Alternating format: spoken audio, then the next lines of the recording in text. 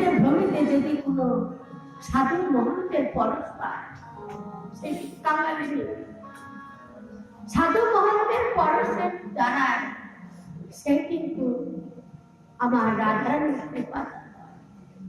দেখুন কত সুন্দর তাৎপর্য। একটা লোহা যদি চুম্বকের সাথে ঘর্ষণ খায়, সেই কর্ষণ করে কাকে? দেখুন সাধু সঙ্গ যারা প্রকৃত ভক্ত তাদের কিন্তু সাধু সঙ্গে টানে, একটা আকর্ষণ চুম্বকের সাথে। তাহলে পরশমণির স্পর্শে লোহা সোনা হয়, তাই তো? পরশমণির স্পর্শে লোহা সোনা হয়, কিন্তু সেই লোহাটা আবার অন্য আরেকটা লোহার সঙ্গে মিশতে কিন্তু সেটা কিন্তু সোনা হবে না। হবে না। কিন্তু আমার এই সাধুর সঙ্গে যে একজন কৃষ্ণ ভক্ত, যার মধ্যে কৃষ্ণ অন্তর প্রাণ, যার মধ্যে ভক্তি রানীর কৃপা ঢুকে গেছে,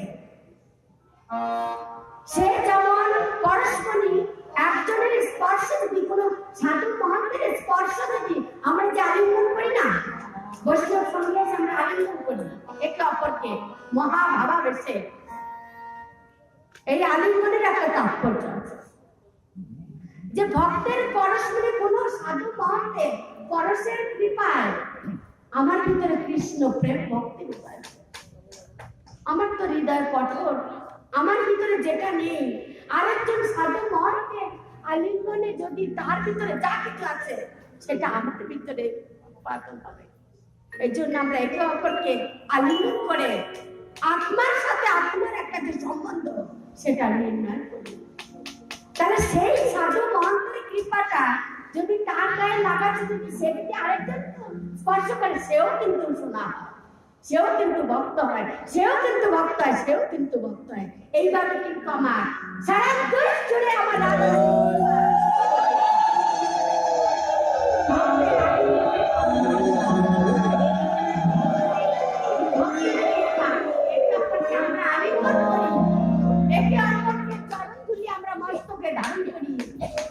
আমার রাধারানীর কৃপা পাওয়া যায়। যে কৃষ্ণ শোনে না তার তো নেই। তাই হে আমার রাধারানী বড় কৃপালু, বড় দয়ালু। তাই আমরা রাধা ভক্ত বলছে, এই জগতে কৃষ্ণ ভক্ত যত, তার থেকে রাধা ভক্ত তার থেকে অধিক।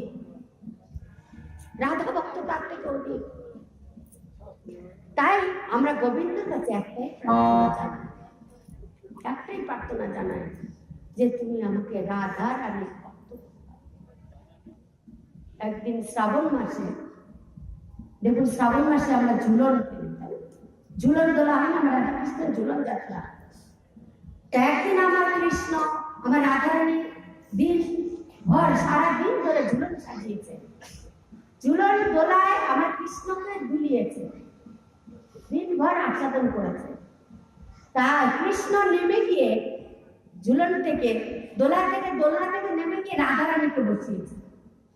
রাধারানীকে যে বসিয়েছে, এবার দেখুন আপনারা দেখে থাকবেন, অনুভব করবেন যে যখন দোলায় এরকম ঠেলা দেয়, যখন খুব তেজ গতিতে ঠেলা দেয় তখন কিন্তু পা এরকমই যায়, আবার যখন পিছের দিকে টান আসে তখন কিন্তু পা এরকম হয়ে যায়।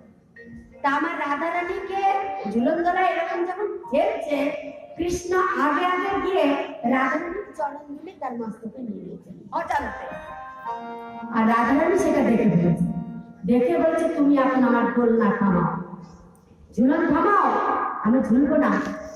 বলছে তোমার চুরি করা স্বভাব কিন্তু